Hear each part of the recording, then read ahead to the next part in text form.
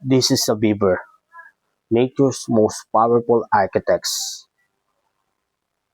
Meron lang naman silang mahahabang kuko na kaya nilang ipanghuhay at matatalas ng ngipin na parang isang sirilyo na kayang pumutol ng malalaking puno ng oras lamang.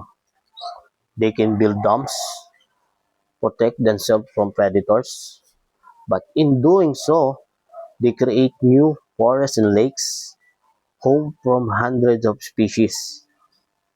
The social creatures, their lives in families, their homes called lodge, has underwater entrance for safety and comfort.